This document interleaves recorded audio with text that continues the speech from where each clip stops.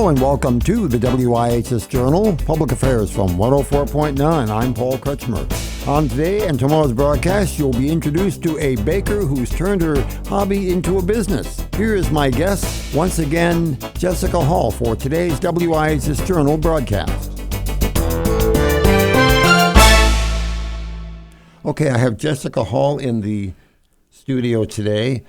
Her face was on the page of the Middletown Press recently, right on the front page. Did you anticipate that, or did that catch you by surprise after Cassandra Day came by to interview you? Oh, she was so kind. She did let me know that that I would be making the front page, and she asked if there was a picture that I would like to send her, or they could come and take my picture. So I immediately called my mom at work, and I said, "You need to come over right now and take my picture while the light is good in the kitchen." So I sent her one that went on the website, and then one that went on the front page of the paper was from my mom's house in 2019, the before times at Thanksgiving. So it was nice to have a recent picture and then an older one too. Now, you've got a business underway at the current time. I do, yes. So is 2019 the before that all happened, or somewhere along the way? So 2019 was sort of in the middle, and I call it the before times because it was right before COVID happened and the whole world kind of went into chaos. But 2019, I had been baking and cake decorating and doing all that stuff for family and friends for a few years. I never really set out to be a cake decorator.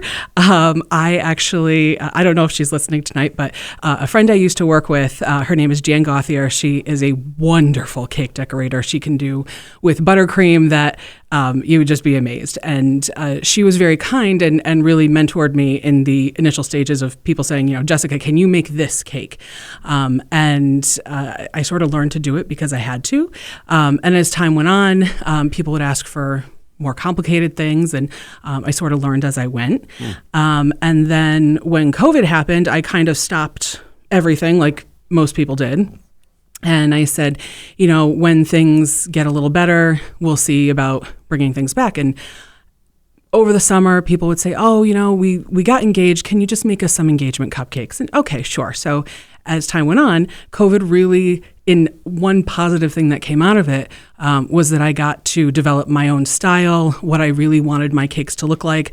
I knew that frankly, I wasn't very good at doing characters and Batman and comic books and mascots, and there's copyright issues with that too. Sure. So I really got to develop what I wanted to do and what I wanted my cakes to say about me and the client, really.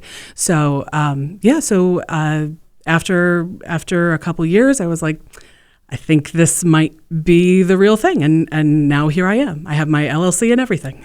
Now, was baking something that you always enjoyed doing? Was that something that was Jessica?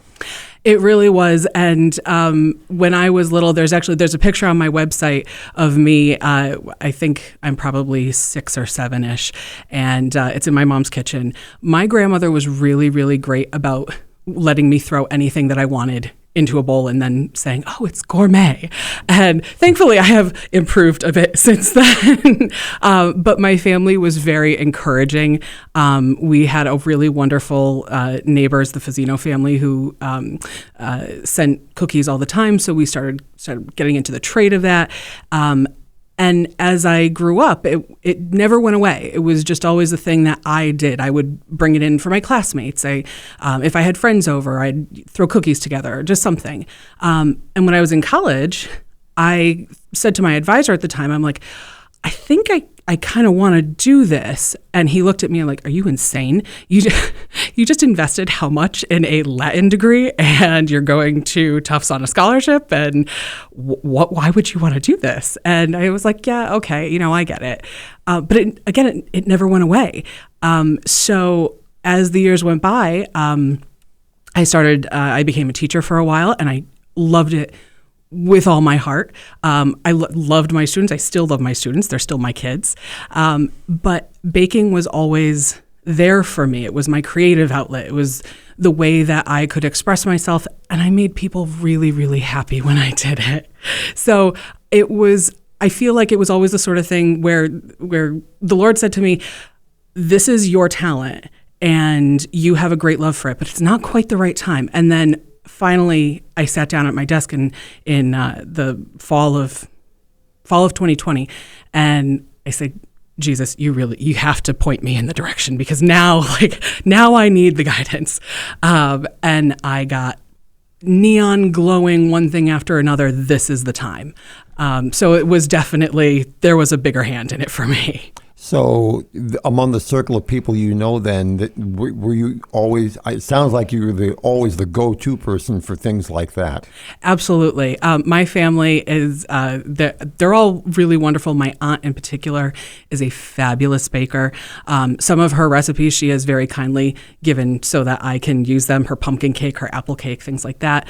But as time went on, and she kind of felt like, I really don't feel like doing all this baking for holidays and all of that, so it became me. And I enjoy that. I like being that go-to person. Yeah. As far as the actual operation is concerned, are you doing it out of a home-type kitchen, or have you expanded your horizons a little bit to more what some people might consider professional business setting for something like that? Sure. So right now I work out of my kitchen. I am a licensed cottage industry in Middletown.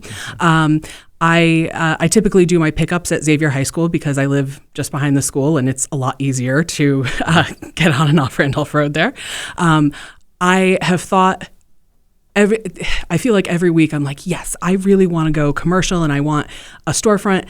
And then the other part of me says, I love the quiet, and I love that I'm working, being creative in my own space.